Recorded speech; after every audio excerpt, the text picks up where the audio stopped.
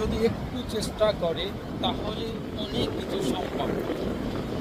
মানুষ একটু চেষ্টা করলে কিন্তু অনেক কিছু করা সম্ভব। আমরা অনেকেই বলি যে নামাজ, ফজরের নামাজ এত কঠিন, ফজরের সময় উঠতে খুব কষ্ট হয়, রাত্রে ঘুমটা হয় না ঠিক মতো। ভাই চেষ্টা করুন, আপনি যদি কোনো কোম্পানিতে কাজ করেন, আপনি যদি যে কোনো জায়গায় কাজ করেন বা নিজের কাজ করেন, খেতে কাজ করেন, যদি আপনার মনে করেন যে আপনার ফজরের সময় গেলে বাজার মার্কেট ভালো পাবেন বা কোনো কোম্পানির কোনো কাজ করেন, আপনার যদি কোনো ম্যানেজার বা কোনো কেউ যদি বলে যে তোমার সকাল 7টায় চাই বা 5টায় চাই, আপনি কি করবেন? 5টা যদি সে বলে তখন 4টি আপনি অ্যালার্ম লাগাই রাখবেন যে আমার এই সময় যাইয়া উপস্থিত হইতে হবে, নাহলে আমার বেতন পাবো না। কিন্তু আল্লাহর যে এই যে নিয়ামত যে আপনি পাইতেছেন, কত সুন্দর মাশাআল্লাহ, দেখেন কত সুন্দর আবহাওয়া, কত কিছু আমরা নিয়ামত পাইতেছি। তারপর তো আল্লাহর একটা ওয়াক্ত নামাজ, ফজরের নামাজ অনেকেই আমরা মিস করি যে আমরা ঘুরতে উঠতে পারি না। এটা কেমন?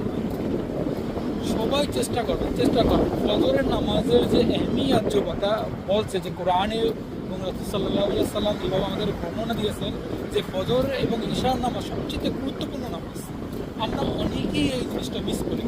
প্লিজ চেষ্টা করবেন সবাই, ফজর এবং ঈশা এই দুই ওয়াক্ত যদি নামাজ যদি কেউ পড়তে পারে, মাঝখানে অবশিষ্ট 100% সে করবে, অবশেষে 100 সে করবে। তবে চেষ্টা করবেন ইনশাআল্লাহ এই দুইটা নামাজ কারো না কারো যেন কোনো নামাজ অলসতা না হয়।